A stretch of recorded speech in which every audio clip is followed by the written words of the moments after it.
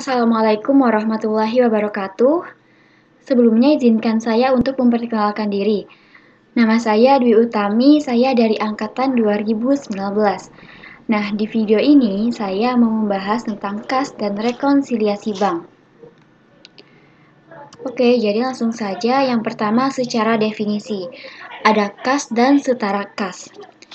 Nah, kas ini sendiri merupakan dana yang ada di perusahaan dan dana itu biasanya disimpan di bank.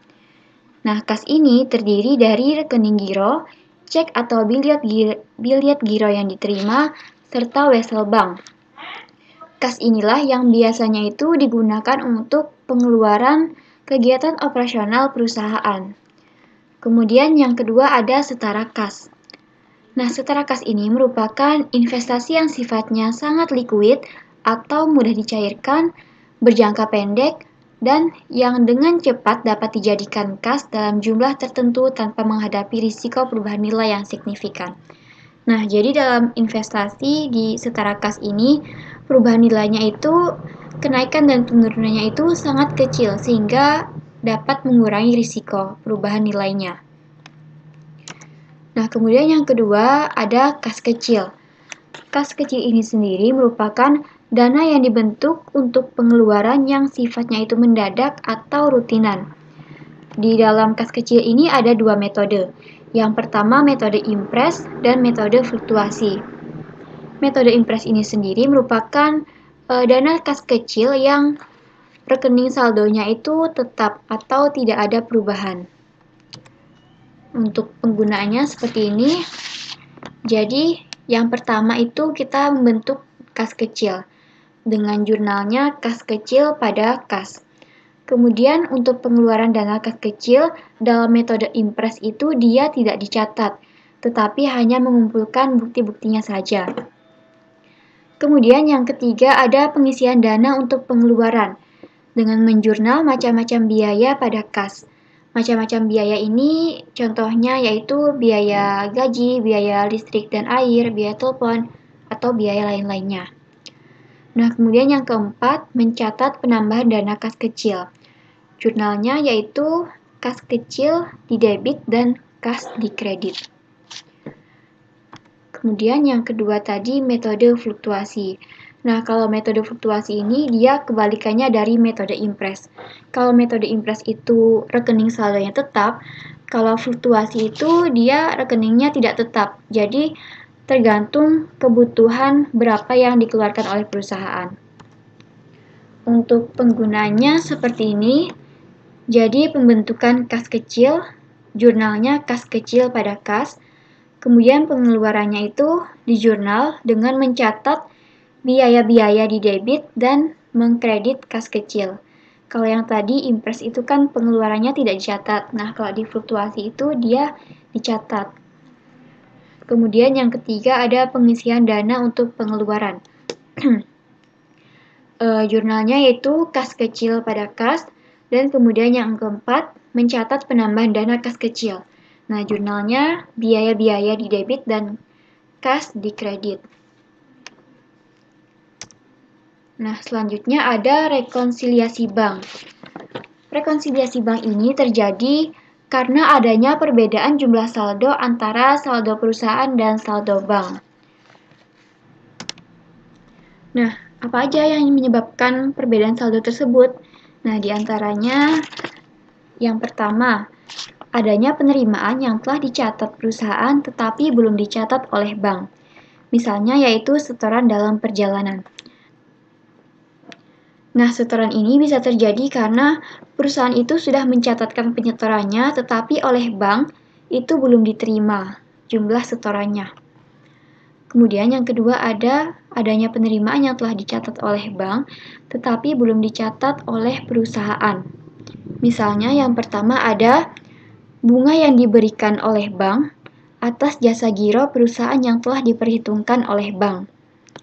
Tetapi oleh perusahaan itu jasa gironya itu belum dicatat. Kemudian selanjutnya adanya pengeluaran yang telah dicatat oleh perusahaan tetapi belum dicatat oleh bank. Contohnya yaitu cek dalam peredaran. Nah, jadi cek dalam peredaran ini terjadi karena perusahaan ini sudah membayar utangnya dengan perusahaan lain, tetapi oleh perusahaan lain itu dananya belum dicairkan. Kemudian yang selanjutnya adanya pengeluaran yang telah dicatat oleh bank tetapi belum dicatat oleh perusahaan. Misalnya, bank itu telah memperhitungkan biaya administrasi yang dibiayakan pada perusahaan, tetapi oleh perusahaan itu belum dicatat. Nah, kemudian ada juga bank telah melakukan pembelian surat berharga, tetapi laporannya itu belum diterima oleh perusahaan. Nah, selanjutnya ada cek kosong. Cek kosong ini merupakan cek yang ditolak oleh bank karena dananya itu kurang. Nah, selanjutnya adanya kesalahan pencatatan. Kesalahan pencatatan ini bisa terjadi baik dari sisi perusahaan ataupun dari saldo kas bank.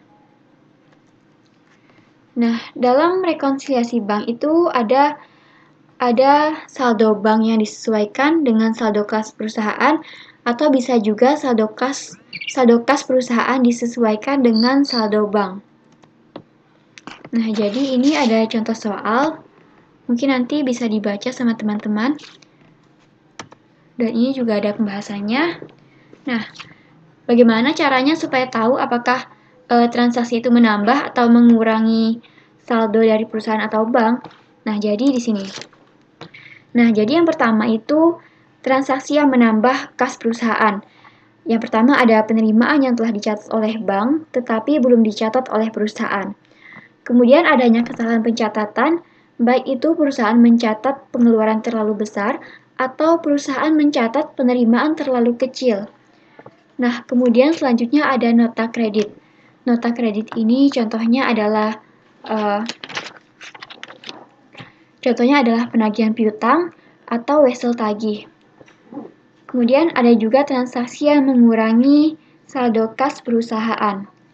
Nah, yang pertama itu pengeluaran yang sudah dicatat oleh bank tetapi belum dicatat oleh perusahaan.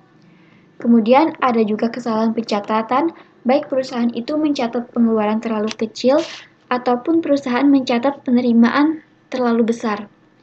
Kemudian adanya cek kosong atau dana yang tadi ditolak, dan ada juga nota debit. Nota debit ini misalnya adalah biaya administrasi bank. Kemudian yang menambah saldo kas bank. Yang pertama, adanya setoran penerimaan perusahaan yang sudah dicatat oleh perusahaan tetapi belum dicatat oleh bank. Kemudian adanya kesalahan pencatatan, baik bank itu mencatat pengeluaran perusahaan yang terlalu besar ataupun mencatat penerimaan perusahaan yang terlalu kecil. Dan ada juga yang dapat mengurangi saldo kas bank. Yang pertama, pengeluaran yang sudah dicatat oleh perusahaan tetapi belum dicatat oleh bank. Kemudian ada kesalahan pencatatan, baik bank itu mencatat pengeluaran yang terlalu kecil ataupun mencatat penerimaan perusahaan yang terlalu besar. Nah, kemudian setelah dibuat transaksi seperti ini, maka dibuatlah jurnal penyesuaian. Nah, untuk jurnal penyesuaiannya itu yang pertama ada penagihan piutang wesel dan bunganya.